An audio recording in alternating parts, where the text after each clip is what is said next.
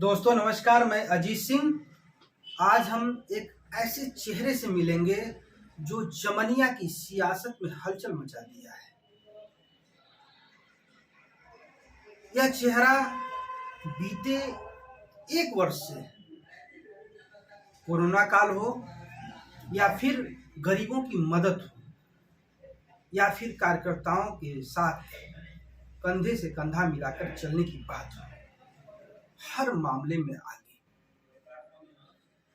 इस व्यक्ति की चर्चा सिर्फ गाजीपुर ही नहीं, जमनिया ही नहीं, पूरे लखनऊ में भी हो रही है। जी हाँ, हम बात कर रहे हैं सरहुला जमनिया विधानसभा के ओपी सिंह यादव की।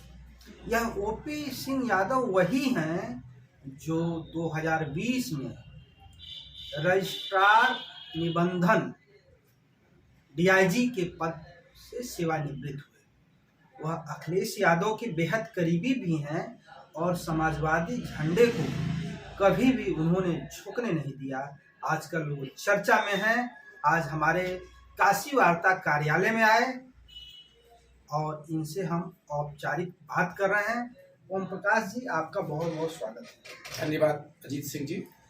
आप हमारे काशी वार्ता कार्यालय में आए, पहली बार हमारी मुलाकात हो रही है। क्या है जमनिया की सियासत, क्या बोल रही है? भाई अजीत सिंह, देखिए, पहले तो मैं आपके कार्यालय में आया और इसके लिए आपको बहुत बहुत धन्यवाद।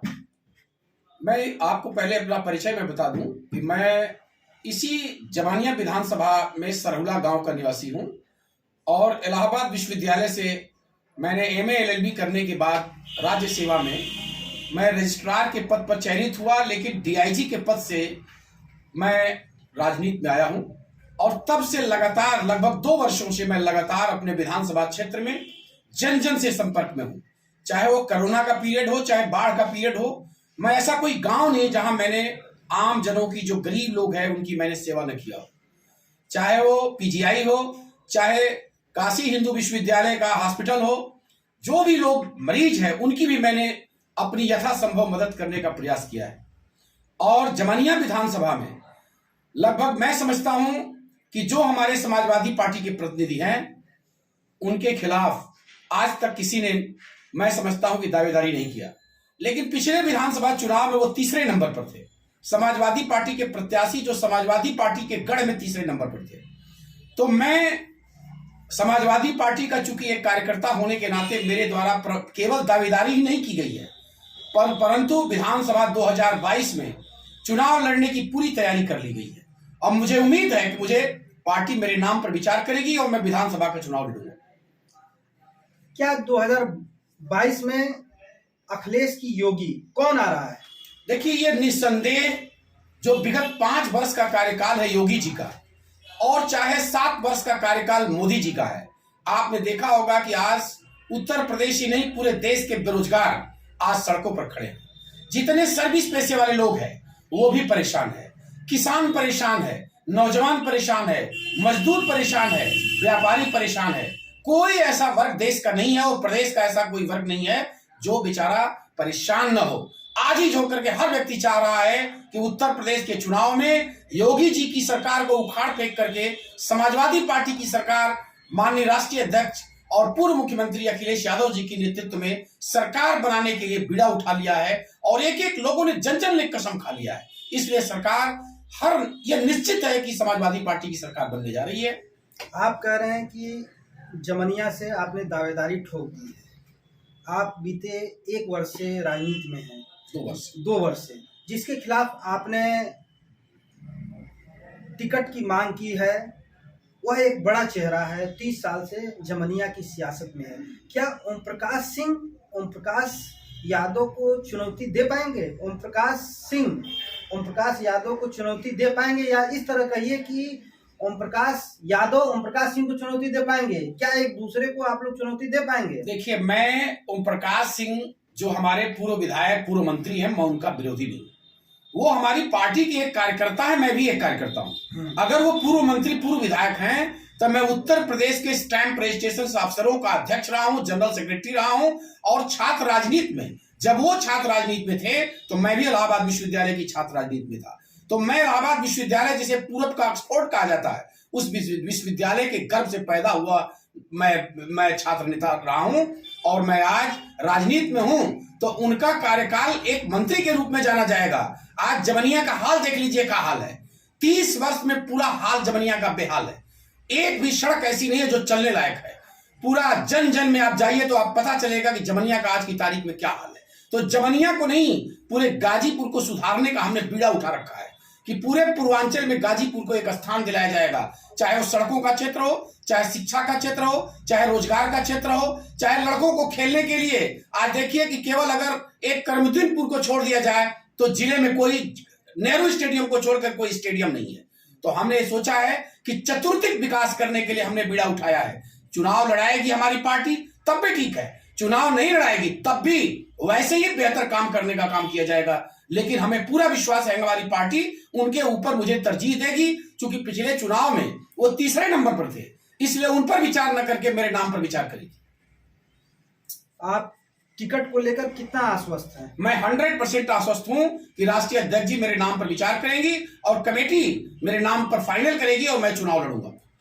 ओपी सिंह जी के लोग कह रहे हैं कि वो उनका टिकट फाइनल हो गया है। अखिलेश जी ने संदेश दिया है कि आप जाओ क्षेत्र में तैयारी करो, आपका टिकट फाइनल है। देखिए, किसी को भी राष्ट्रीय अध्यक्ष जी ने टिकट फाइनल नहीं किया है। अभी सबको उन्होंने कहा कि आप लोग अपने क्षेत्र में काम करिए। चूंकि हम 2 लोग जमनिया विधानसभा के प्रबल दावेदार हैं, दोनों लोगों को उन्होंने कहा कि अपने क्षेत्र में काम करिए। तो टिकट किसी का फाइनल नहीं हुआ है। राष्ट्रीय अध्यक्ष जी जिसका फाइनल करेंगे, अभी पहले और दूसरे चरण का फाइनल हुआ है, तीसरे चरण और चौथे चरण पर विचार चल रहा है और राष्ट्रीय अध्यक्ष जी जिसे फाइनल करेंगे वो चुनाव लड़ेगा। अभी उन्होंने किसी का फाइनल नहीं किया है। अगर आपको सपा सुप्रीमो टिकट दे देते हैं तो आपका क्या मैनिफेस्टो होगा जमनिया के लिए? जमनिया का मेरे देखिए सबसे पहला मैनिफेस्टो होगा कि जो शिक्षा का स्तर है जमनिया में पूरी तरह से बिल्कुल बर्बाद हो चुका है। सारे आप किसी भी विद्यालय में चले जाइए, पठन पाठन का कोई माहौल नहीं है। तो पहले तो मैं प्राइमरी एजुकेशन को ऐसा बनाने का प्रयास करूंगा कि जो बेहतर से बेहतर टेक्निकल एजुकेशन के छात्र होंगे जो बेरोजगार हैं, उनको हम प्रयास करेंगे कि उनको विद्यालयों में लगा करके प्राइमरी एजुकेशन को मैं कॉन्वेंट से भी बेहतर बनाने का काम करूंगा। दूसरा जो काम होगा, हमारे क्षेत्र में देखा होगा कि आप जो विद्यालय है, राजकीय विद्यालय है, राजकीय पीजी कॉलेज नहीं है, टेक्निकल एजुकेशन नहीं है, मेडिकल एजुकेशन नहीं है, इसको हब बनाने का काम करूंगा। और जो नौजवान आज मिलिट्री और पुलिस में भर्ती होने के लिए दौड़ रहे हैं, उनके लिए कोई खेलने के लिए मैदान नहीं है। तो मैं प्रयास करूंगा जमानिया में एक बेहतरीन स्टेडियम बनवाया जाए। एक और महत्वपूर्ण सवाल है, वहाँ जमनिया की विधायक सुनीता सिंह है, उनकी सरकार है, उनका ये कहना है कि जो 30 साल बनाम 5 साल जो काम ओम प्रकाश ने जमनिया में नहीं किया वह हमने काम कर दिया। 2017 से पहले जमनिया में चलना मुश्किल था और अब बहुत कुछ बदल गया है। तो ओम प्रकाश के विकास को और सुनीता के विकास को किसको आप नंबर ज्यादा देना चाहते हैं? देखिए, दोनों का विकास आपने देखा होगा। जो सुनीता जी कह रही हैं, देखिए आज की तारीख में चाहे दिलदार नगर से लेकर के ताड़ीघाट जो सुहवल मार्ग है, वो पुरानी सरकार का बजट था। अखिलेश जी की सरकार में हम लोगों ने प्रयास करके उस बजट को दिलवाया था, क्योंकि उसी रास्ते से हमारे गांव का मार्ग जाता है, उसको हम लोगों ने कराया था, जो बाद में बन करके तैयार हुआ है। आज भी वो अधूरा है, कई जगह वो सड़क अधूरा है। उसी तरह से विधानसभा की सड़कों में आप जाइए, आप उसकी जांच करवा लीजिए, उन सड़कों की दुर्दशा है, कोई भी सड़क ठीक नहीं है। जो सड़कें बनी है केवल कमीशन बाजी हुई है और कमीशन बाजी के अलावा कुछ भी नहीं हुआ है। चाहे वो 5 साल पहले या 5 साल बाद, एक भी सड़क मानक के अनुसार नहीं बनाए। अच्छा, तो आप अगर वहां से निर्वाचित होते हैं तो सड़कों पे ध्यान देंगे? मैं पहला काम करूंगा कि जो विगत सड़कें बनाई गई हैं उनकी जांच कराऊंगा कि कोई भी सड़क टेक्निकल विंग है उसे जांच कराया जाएगा कि इनका मानक के अनुसार सड़क बनी है कि नहीं बनी है। दूसरा, बहुत से हमारे विधानसभा में फर्जी शिक्षक तैनात हुए हैं।